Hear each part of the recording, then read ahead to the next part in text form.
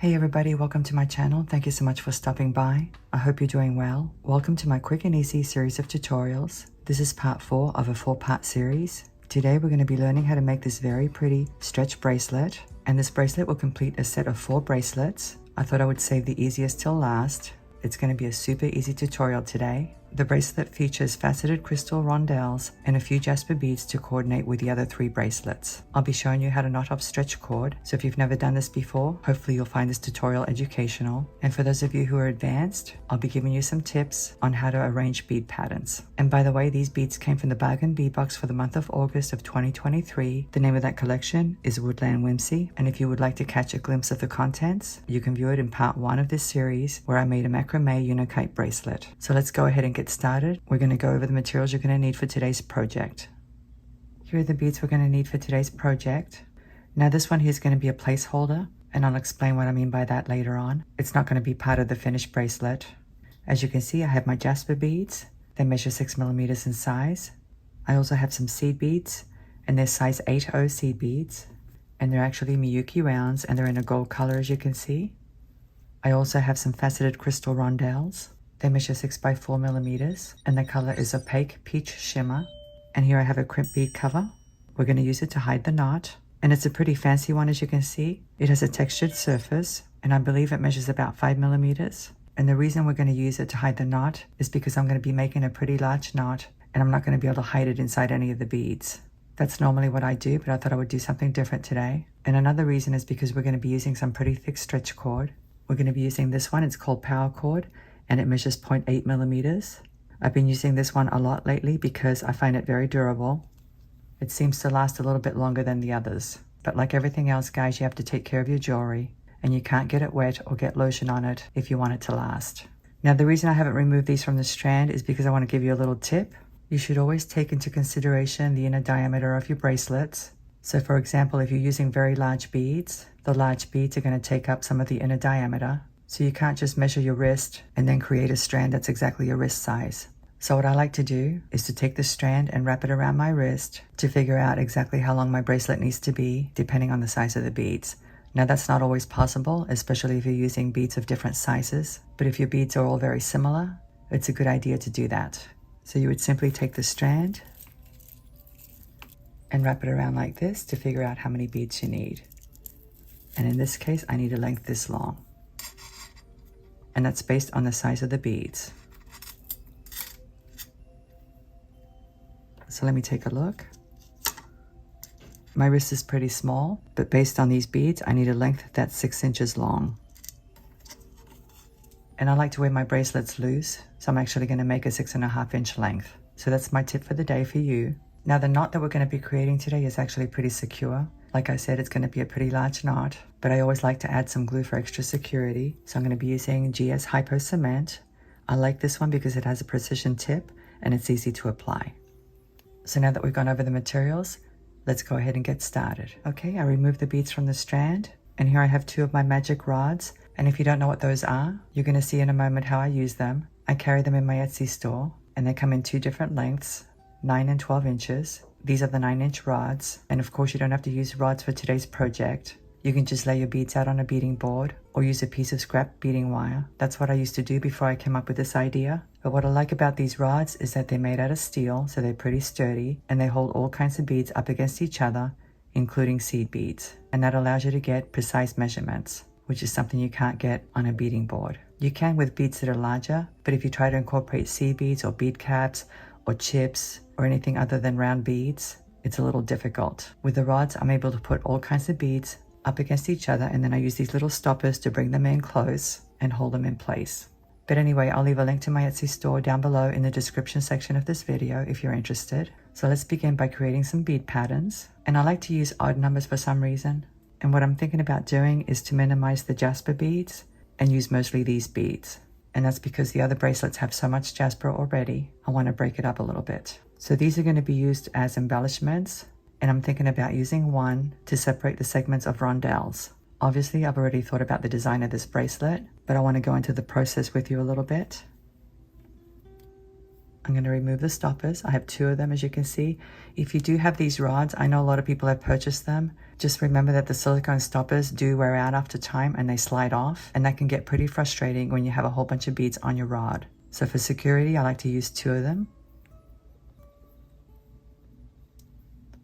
So let me go ahead and load 1 seed bead and a Jasper bead and another seed bead. So this is how the Jasper beads are going to sit. They're going to sit by themselves with a seed bead on either side. Let me do it again.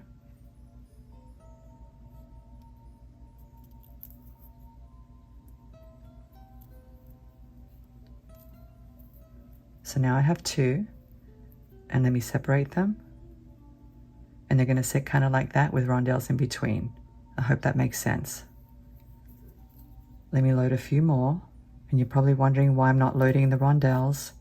I'll explain in a few moments. So here I have 5 sets, and you can do as many sets as you want to. You can do 4 sets if you want, or 6 sets. And let me show you how they're going to sit. They're going to sit something like this. I know they're not spaced out evenly, but this gives you some idea. And in between each of these sections, we're going to have rondelles. And I think 5 is sufficient because, like I said before, I want the bracelet to have mostly rondelles. Let me go ahead and put my stoppers back on. Here's one of them.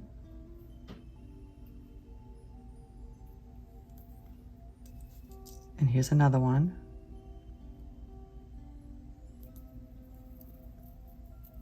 And I'm going to bring them together.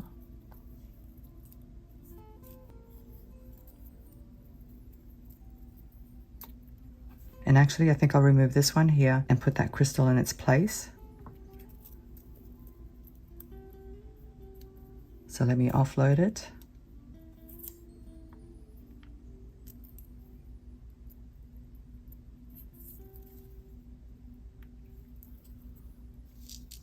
And put my stoppers back on.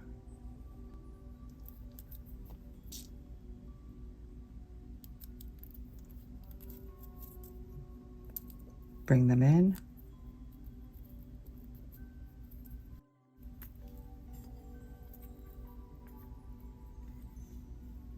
Like I said, this is a placeholder for that gold cover that we're going to use to hide the knot. So the next step is to measure this length, and it measures about 1 3/4 approximately. So now I need to do the math, and I like to wear my bracelets loose, so I'm actually going to make a 6.5 inch length. So let's do the math. 6.5 minus 1.75 equals 4 3/4. So I need to load this rod with 4 3/4 worth of these faceted rondelles.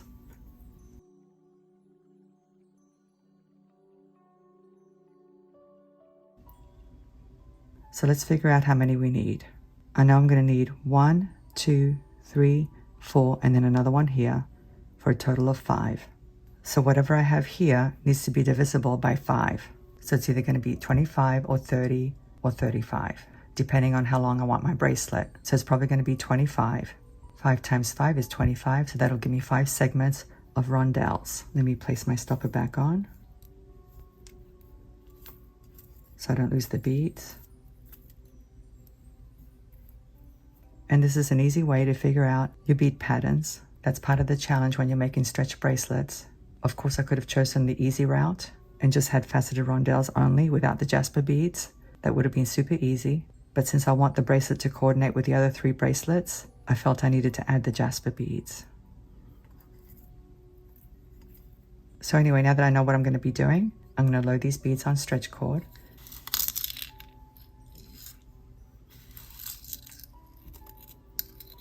I've cut myself a 14-inch piece of stretch cord. You don't need that much, obviously, but I like to work with extra long pieces because it just makes it so much easier to do the knotting. And what I'm doing here is I'm pre-stretching the cord so that it doesn't sag with time, because that's what happens. If you don't stretch out your stretch cord ahead of time, eventually your bracelet will start sagging and it'll get real loose, and you don't want that. Now, having said that, you really don't want to stretch it too much. You don't want to go crazy with it.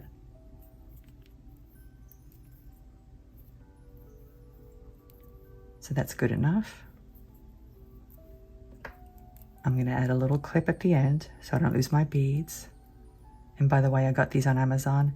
These are super cheap. I forget how much it was, but I know I got a whole box of them for very little money. I want to say maybe $10 for a box of 50, but I really don't remember. If I can remember, I'll leave an Amazon link down below. The other option is to use a bead stopper. So now we're going to load the beads. I'm removing the stopper. Let me remove the stoppers from this one as well.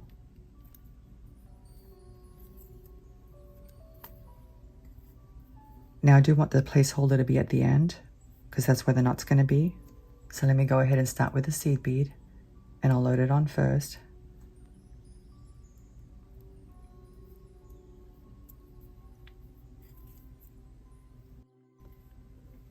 And I'm going to load some rondelles.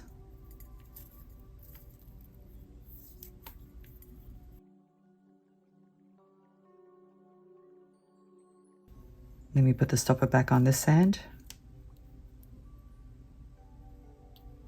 And I'm going to flip it over and remove the stoppers from this end.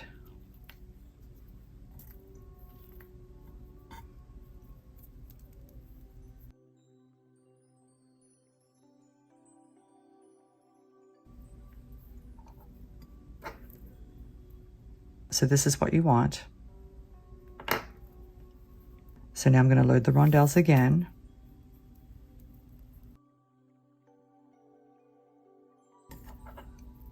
And this is what we have so far. So the next bead will be a Jasper bead on this side with 2 seed beads, and then I'll load some more rondelles. So instead of making you watch me load all these beads, I'm going to speed up the film.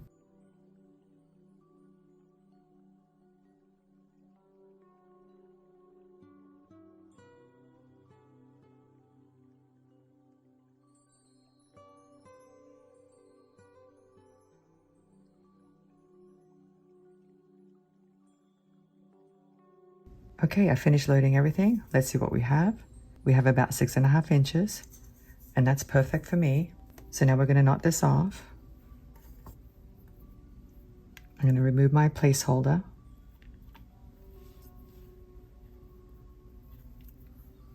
Now I've done many knots before, and I'm always changing my method, but this method is actually perfect for this type of cord. It's difficult to tie off stretch cord that's really thick, but this method really works. I'm going to take the left side and put it over the right side and go over and under and pull. And now I'm going to do the opposite. I'm going to take the right side and go over the left side and take this end and go over and under and pull. So that brings the beads together. You want to make sure those beads don't slide inside that knot. So now we're going to do one more knot, and this is going to secure everything in place. I'm going to take the left side and go over the right side, take this end and go over and under and through the loop 3 times. So that's once, twice, 3 times.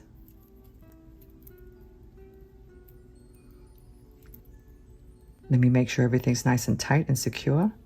As you can see, I've gone through that loop 3 times, and now we're going to tighten it.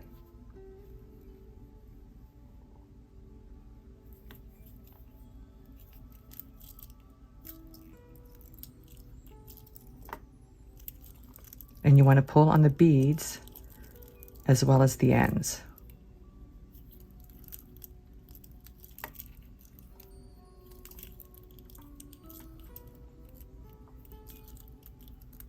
You want that knot to be nice and tight. And that's all there is to it. Once we put the cover on that, it's going to serve 2 purposes. It's going to hide the knot, and it's going to serve as a decorative accent bead. So now I'm going to add some glue. Let me put a piece of paper down.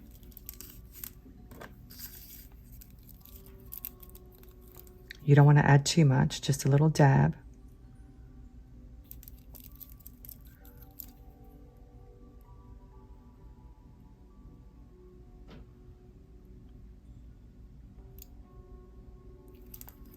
And that's it. So now I'm going to let it dry. And then we'll come back, snip off the ends, and attach the clamshell cover. So I'll see you in a few moments. Okay, I'm back and the glue's pretty dry. So now we can go ahead and trim these ends. I'm going to leave about maybe 2 millimeters, something like that. You don't want to trim it too close to the knot. Let me show you. As you can see, there are 2 little bits left, but it's all going to be hidden inside this cover. Let me go ahead and attach it. There it is inside the cover. And now I'm going to close it.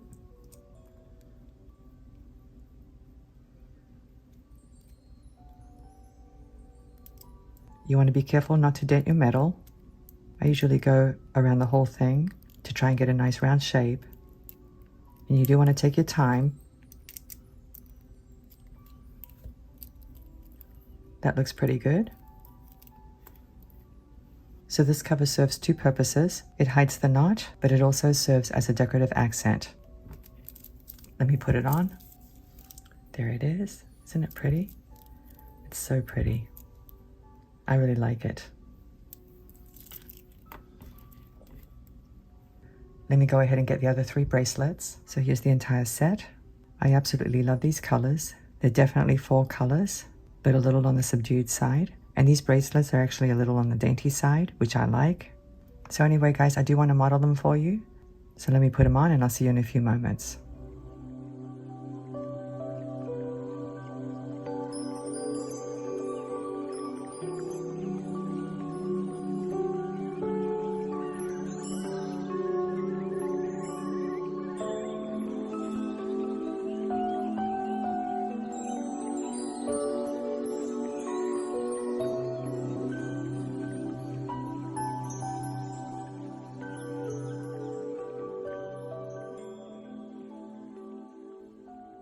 So anyway, guys, I hope you've enjoyed this 4-part series. Like I said, I'll leave a link to the other 3 videos down below in the description section of this video.